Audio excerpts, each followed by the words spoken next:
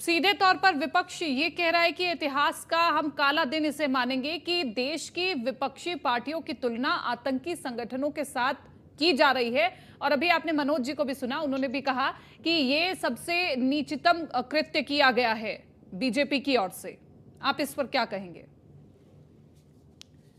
देखिए, बयानवीरों की तो कोई कमी नहीं है, ये फिरस्त ना खत्म होने वाली फिरस्त है। तो ये तो बात विपक्ष के नेताओं पे भी लागू होती है। बड़े बड़े बयानवीर है विपक्ष में भी। बहरहाल, जो अंग्रेजी का एक फ्रेज है, व्हाट्स इन अ नेम, नाम में क्या रखा है।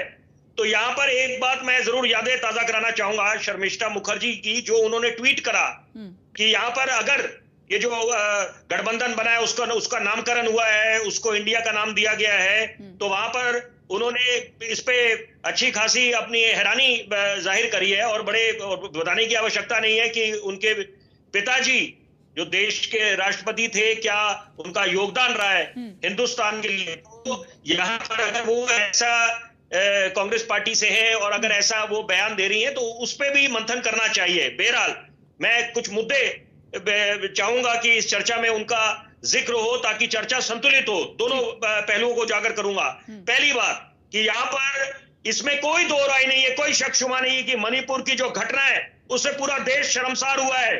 हमारे महान मुल्क की छवि अंतरराष्ट्रीय पटल पे धूमिल हुई है। लेकिन साथ साथ ये हम सिलेक्टिव, क्योंकि अभी मेरे मित्र, मैं जिनका बड़ा आदर करता हूं, मनोज भाई का, उन्होंने बात करी डबल स्टैंडर्ड्स की, हिपोक्रेसी शब्द का शायद मैं सही शब्द ना बोलूं, लेकिन मतलब उनका वो था। तो मैं ये बात पूछना चाहूंगा विपक्ष के नेताओं से भी कि क्या कारण है कि आपको पश्चिम बंगाल में जो रक्त चरित की राजनीति या खूनी बवाल हुआ या वहां पर जो घटनाएं होती है वो चश्मा लगा लेते हैं आप लोग, या राजस्थान तो अव्वल दर्जे पे है कि जो महिलाओं के प्रति अपराध होते हैं, तो एनसीआरबी के जो आंकड़े आए हुए हैं, क्या वो बिल्कुल उसको आप सरे से नकार देंगे?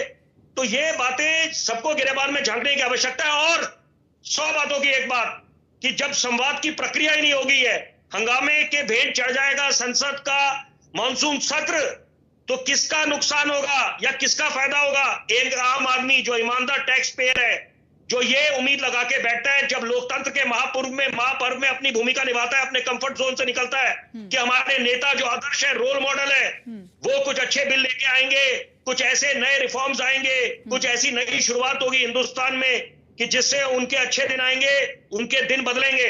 लेकिन अगर यहाँ पर शोर संवाद की प्रक्रिया नहीं होगी, और मैं उदाहरण देना चाहूंगा कि यहाँ पर जो चीन ने चुनौती बनाई थी एलएसी पर, अतिक्रमण का अंदेशा जताया जा रहा था, तो वहां पर भी ये भली भांति हिंदुस्तानी जानते हैं, हिंदुस्तानी सेना जानती है कि ये चीनी बाज नहीं आने वाले, और ये चीनियों को मुंह तोड़ जवाब दे वो वाली भाषा समझ आती है। तो यहाँ पर तब भी हमने क्लोज डोर पॉलिसी रखी नहीं, संवाद की प्रक्रिया चलती रही। यहाँ पर मिलिट्री लेवल पर, डिप्लोमेटिक लेवल पर, कॉर्पोरेट कमांडर लेवल पर वो वार्ता चलती रही। वही बात है कि किसान जो देश का अन्नदाता है, जिसको हम नमन करते हैं, सलाम करते हैं, उनके साथ भी वार्ता की प्रक्रिया चलती रही, वो थमी नहीं। वो अलग बात है कि किसान भाई खुश नहीं थे, वो वार्ता जो है विफल रही। लेकिन ये बात भूलनी नहीं चाहिए कि जब आप चर्चा नहीं होने देंगे, हंगामा चलता रहेगा, तो कैसे समस्या का समाधान निकलेगा यहाँ पर? और एक दूसरे में लांछन ही रखते रहेंगे, आरोप प्रत्यारोप को दौर थमने का नाम नहीं लेगा। और ये बात भूलनी नहीं चाहिए। मैं एक बस जल्दी करूंगा, फिर मनोज भाई इशारा कर रहे हैं, बिल्कुल मैं किसी के बीच में बोलूंगा नहीं। 370, मैं एक बात पूछना चाहता हूं, आम आदमी, मैं डॉक्टर इंजीनियर नहीं हूं, पत्रकारिता में हमने अपना जीवन खपा दिया है, किसी को बताने की आवश्यकता नहीं है। मैं एक आम आदमी के दृष्टिकोण से, नजरिए से पूछना चाहूंगा, कश्मीर जो धरती का स्वर्ग कहलाता है, हिंदुस्तान का मुकुट है, इतने वर्षों से किसका उद्धार हुआ था? कि कौन जाता था वहां पर कश्मीर में? 370-35 से तो जब हटाया गया, क्या नई सुबह का आगाज नहीं हुआ है? क्या धरती का स्वर्ग कहलाने वाला धरती का नर्क नहीं बना हुआ था? तो यहाँ पर अगर कुछ अच्छी बातें सरकार ने इच्छा शक्ति दिखाई है, और जो आज ये बातें करते हैं, वकालत कर रहे हैं कि यहाँ पर मणिपुर के साथ तो यहाँ पर सबको संवेदना दिखानी चाहिए, उसने तो, मैं बोल रहा हूं कि वो तो शर्मसार कर दिया है। और तुरंत वहां पर प्रधानमंत्री जैसे मन की बात करते हैं, उनको यहाँ पर खुद का आके सिर्फ महज बयान देने से काम नहीं चलने वाला। यहाँ पर पुख्ता कदम दिखने चाहिए, जिसके लिए चश्मा लगाने की आवश्यकता ना पड़े। Action speak louder than words.